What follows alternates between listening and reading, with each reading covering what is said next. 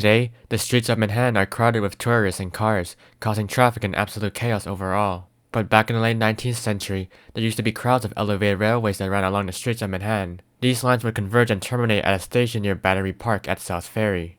This allowed passengers to have easy access from the trains to the ferry boats. Eventually, subway trains got in the mix too, but today, only the subway station at South Ferry still exists. In this video, I'll explain what exactly happened.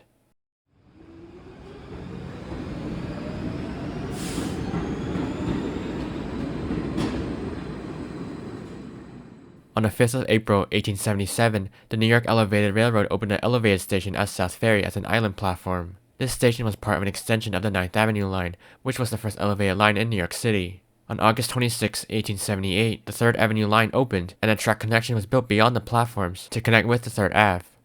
Then in March of 1879, a new South Ferry station opened just south of the old one.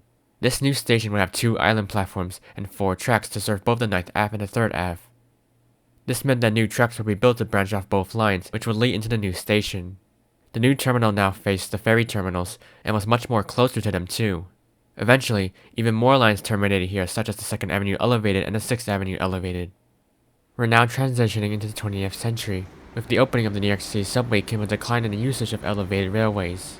To put insult to injury, a fire in 1919 damaged the original elevated South Ferry station. In 1938, the 6th Avenue Elevated discontinued service at the station, then the 9th Avenue in 1940, and the 2nd Avenue in 1942.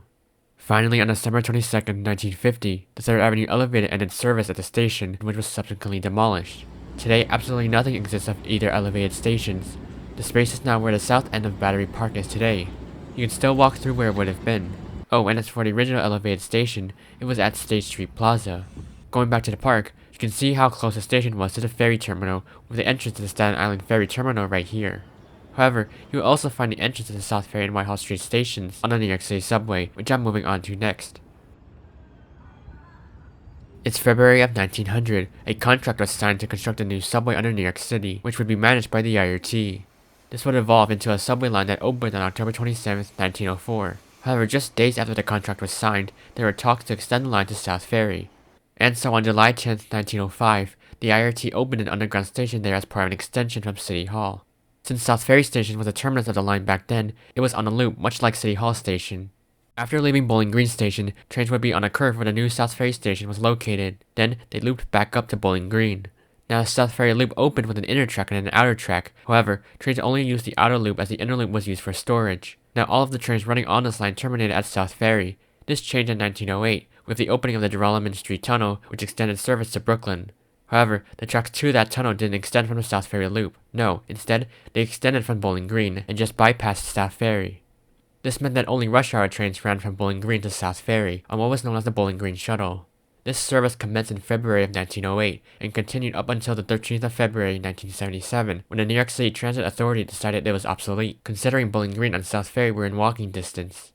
In 1911, the platforms at the IRT stations were lengthened to address overcrowding, except for South Ferry because it was on a loop. The curved platform only accommodated 5 cars, while other stations could hold up to 10 cars. In 1913, the IRT signed a new contract with the city, in which it would be splitting up the original line to 3.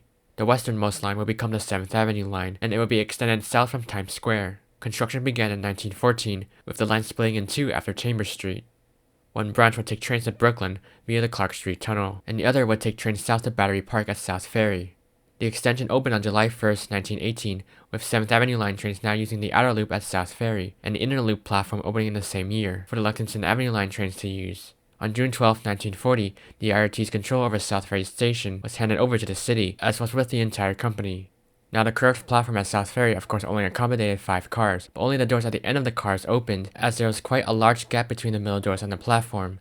So in January of 1959, movable gap fillers were installed which could reach the doors. You can also find these same gap fillers at 14th Street Union Square, which is also on a curved platform. And now jumping to the 20th century, in the early 2000s, the MTA recognized a need for a new platform at South Ferry Station, since a lot more people were using the loop platform. Funding was awarded in 2003, and construction began in February of 2005. However, during the construction, there were several obstacles.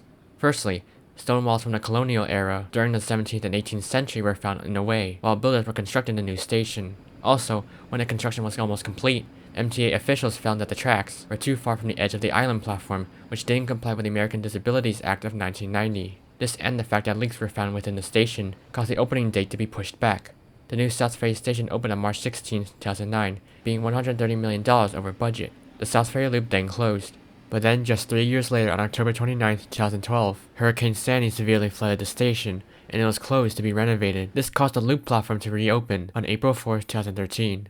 Renovation costs came to $345 million. The project included waterproofing work, sealing vents, and cleaning up the platform. On June 27, 2017, the new island platform was reopened, and the outer loop was permanently closed.